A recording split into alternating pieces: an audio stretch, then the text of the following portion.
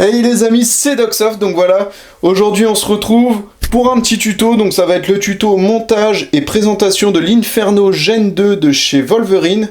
Donc voilà, c'est un système HPA que j'ai eu il y a maintenant un mois.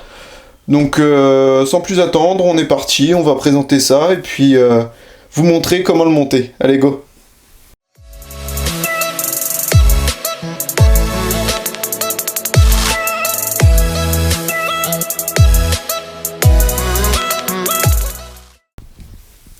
Donc on va commencer par voir ce qu'on a dans le packaging quand on achète le système HPA Wolverine Inferno Gen 2. Donc tout d'abord, on a le piston, donc avec le système High Pressure Air, avec le petit flexible, bon excusez-moi pour mon anglais, hein, je suis pas anglophone, donc avec le flexible d'air qu'on va venir passer dans la poignée pistolet. Hop, tac. On a un petit goodies de chez Wolverine qui est vraiment très sympa, un petit patch Wolverine Airsoft. On va également avoir la pièce qui va nous servir en fait à, vu qu'on va pas pouvoir mettre le guide de ressort étant donné qu'il va être trop long et qu'il va buter là-dessus, on met ça à la place pour pouvoir venir visser son tube de crosse. Et on va avoir le petit ECU qui va servir à contrôler électroniquement le système HPA. Donc rien de très compliqué, vous allez voir ça, c'est vraiment très simple à installer. Limite le plus dur pour quelqu'un qui n'a jamais démonté de gearbox, ça serait d'enlever toutes les pièces de la gearbox, mais sinon c'est vraiment très simple. Donc allez, c'est parti, on va voir ça tout de suite. Donc on va commencer par quoi? Alors déjà, vous démontez toute votre réplique, vous videz toute la gearbox, vous l'ouvrez, vous videz toute la gearbox, tout ce qu'il y a dedans, tout. La seule chose que vous gardez, c'est le selector plate, donc ici. D'ailleurs, on va en revenir un peu plus tard, vous allez comprendre pourquoi. Hop. Donc, la première chose à faire, on va garder la partie avec le selector plate. Donc ici, de base, c'est là où vous avez votre chariot ou votre micro-switch, selon votre réplique. Moi, j'avais un micro-switch, par exemple. Donc, quand vous allez venir l'enlever, il y a une petite vis qui est comme celle-ci. Une petite vis que vous allez en fait enlever, qui est normalement vissée ici. Donc là, à la place, on va la garder, celle-là. On va la garder et on va venir mettre le CU. Alors pour le mettre, c'est très simple, il vient se mettre à sa place en fait, à la place en fait de l'ETU. Hop. Et là en fait, il faut faire correspondre les trous. Il va falloir venir faire correspondre les deux trous là qu'on peut voir. Le gros trou et le petit trou. Le petit trou, c'est là en fait où on va venir mettre la vis. Donc on va le faire tout de suite. Hop.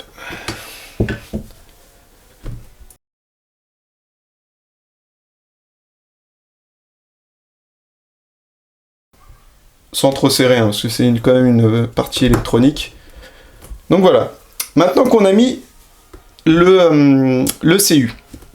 Alors je vous disais, on va revenir en fait au selector plate. Pourquoi ? Alors d'origine, le selector plate, il est, il est trop large à cet endroit-là, et ce qui fait que ici, le petit bouton qui va nous faire passer en full, il va être trop épais, il va toujours être appuyé dessus, même quand on sera en semi, on aura du full. Donc c'est pas compliqué, en fait, vous l'enlevez, vous le déboîtez, et vous venez limer, ou couper avec un petit cutter, au fur et à mesure, jusqu'à temps que ça soit bon. Vous faites plusieurs tests, et voilà, et moi, c'est ce qui s'est passé, en fait. Quand je suis arrivé là, donc là, à cet endroit-là, j'ai coupé un peu avec un cutter, j'ai limé, et au final, bah là, tout est nickel. Là, il est en position semi, il appuie pas du tout sur le bouton. Et quand il va être en full, il appuie dessus. Donc voilà, c'était juste le petit truc à savoir, en fait. Tac. Sinon, c'est la seule modification qu'il y aura à faire. Alors ensuite, on va venir mettre quoi? Donc là, déjà, on va faire passer le câblage de la batterie. On va le faire passer, hop, selon les gearbox que vous aurez. Hein.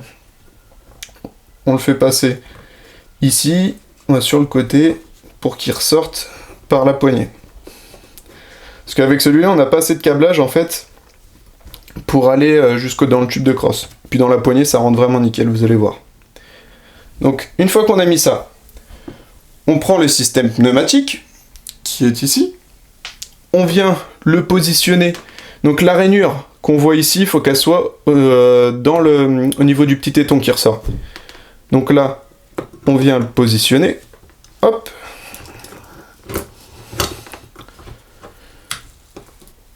une fois positionné,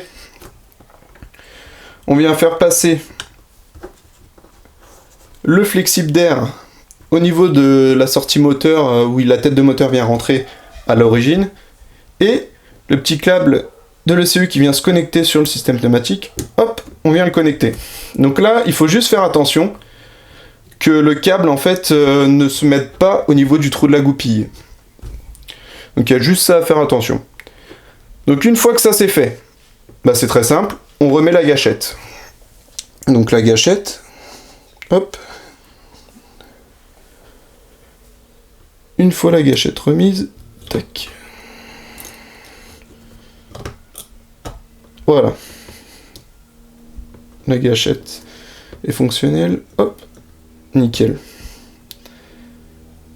Tac.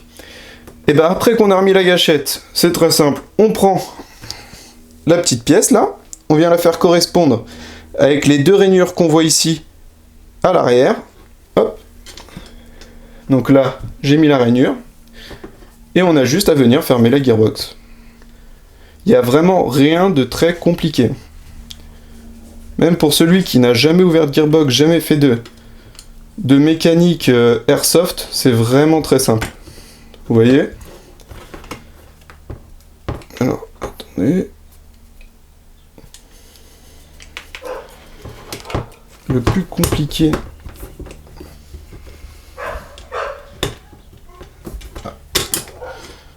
On va ressortir ça. C'est ça qui s'est pas mis droit. Donc ça, faut qu'il soit bien droit pour qu'il corresponde bien en fait. Tac. Donc on est reparti. Droit. Voilà.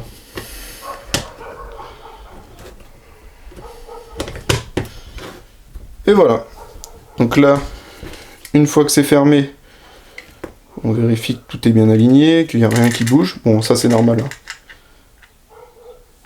C'est au niveau de la gearbox, la pièce qui vient tenir le tube de crosse, qui vient prendre la vis du tube de crosse. Donc une fois que ça c'est fait, on retourne la gearbox, et là, on va venir revisser tout. Donc voilà les amis, donc une fois qu'on a remis toutes les vis, donc de la gearbox, donc là on est bon, et ben maintenant, tout simplement, on va la remonter dans la réplique. Donc là, je vais vous montrer comment la remonter, mais pour ceux qui n'ont jamais démonté d'AR15, de réplique type AR15, et ben vous avez juste à faire ce que je vais faire, mais dans le sens inverse. Donc c'est parti. On reprend le lower. Donc, on fait passer le câblage et le flexible d'air dans le lower, la gâchette, hop, tac, nickel. Donc là, faut juste bien faire correspondre les trous. Donc les trous de la gearbox où va passer la goupille, également ici. Donc là, on le vient la mettre par derrière, parce que c'est son sens. Hop, celle-là, elle est mise. Et la deuxième goupille, donc celle-là, il faut faire attention, il y a des stries à une extrémité. Donc les stries, par exemple sur cette réplique-là, les stries vont aller de ce côté-là. Faut qu'en gros, ils ressortent ici. Donc, elle se met dans ce sens-là. Hop. Tac. Et voilà. Et là, votre gearbox, déjà, est maintenue par les deux goupilles. Ensuite, on s'attaque au bouton d'éjection de chargeur. Donc, on met ce côté-là d'abord. On le fait passer dans le pontet qu'on voit au niveau de la gearbox à l'intérieur. Hop. On vient retourner. On met le ressort. Tac. Et là, on vient mettre le bouton avec la vis.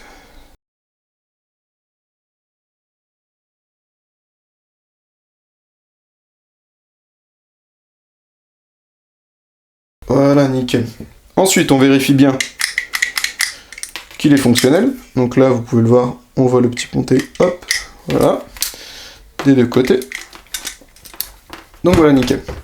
Donc une fois qu'on est là, on va remettre la poignée pistolet.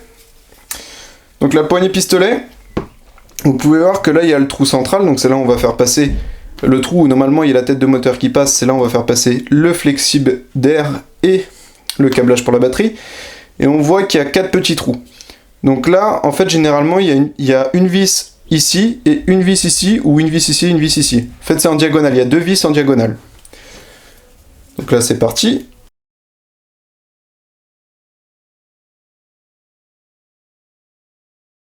Allez, je vous ai pas dit. Là, vous voyez que j'ai mis un peu de Chatterton, en fait, c'est juste pour consolidifier le flexible, enfin les circuits électroniques. Parce que ça peut arriver que les fils viennent se pincer entre la poignée et la gearbox. Et pour un système HPA, ça serait un peu chiant vu le prix. Dès le début, en le montant, d'abîmer comment dire, les composants électroniques. Donc du coup, c'est pour ça que j'ai fait ça, moi, un petit système D, voilà.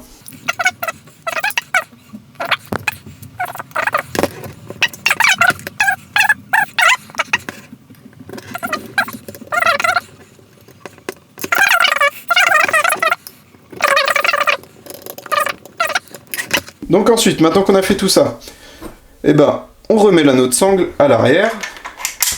Hop. On prend la vis du tube de crosse, on la met sur notre tournevis. On la met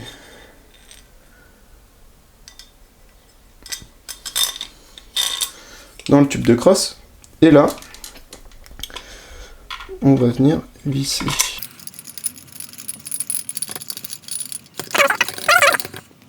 Et voilà. Donc là, on peut voir, tube de crosse, il bouge plus. Donc tac, une fois qu'on a fait ça, et ben en fait, on a pratiquement terminé de remonter la réplique. Par exemple, je vais vous montrer. Pour vous montrer que la batterie passe. Hop. Vous voyez que, vu la taille de la batterie, au début, moi j'étais un peu perplexe, mais vous voyez que, hop, ça passe nickel. Mais bon, en remettant tout le câblage, on peut voir que ça passe parfaitement, quoi. Donc voilà, c'était juste pour vous montrer. Là, je vais pas vous faire de test dans cette vidéo, parce que je vais vous refaire une vidéo par la suite en vous faisant des tests, en dire ce que j'en pense. Donc là, c'est vraiment le tuto pour vous montrer comment la monter, en fait. Donc on va terminer. Donc là, on va mettre le talon moteur. Donc ça, normalement vous avez ça, et là il y a une grosse vis qui sert à faire le calage moteur de base sur une AEG. Et ben là vous enlevez en fait la vis complètement, et c'est par ce trou là que vous allez faire passer le flexible d'air. Donc voilà. Hop. Une fois que c'est là, on remet les vis.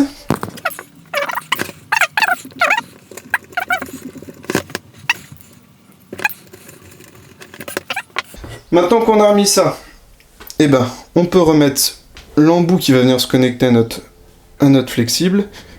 Donc, c'est très simple, en fait, ça c'est un raccord rapide, balistique. Donc, en fait, on appuie, et quand on appuie, il vient s'enclencher. Par contre, là, vous voyez, on peut plus l'enlever.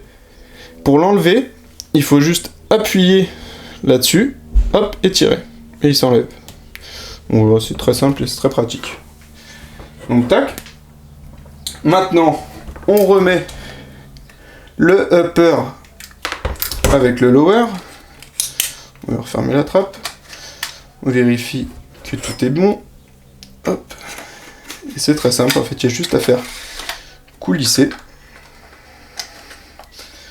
Mais là, sur certaines gearbox, vous pouvez voir qu'il y a un petit téton. Donc, en fait, vous avancez un peu et vous faites passer le levier d'armement. Hop. Donc comme je vous disais, vous faites passer le levier d'armement par-dessus. Hop. Et là, après, ça coulisse tout seul. Et là, maintenant, vous avez juste, hop, à enfoncer cette goupille. Tac. Et voilà, c'est fini. Donc bah, j'espère que ça vous sera utile, que ça vous aura plu, que ça va aider certains.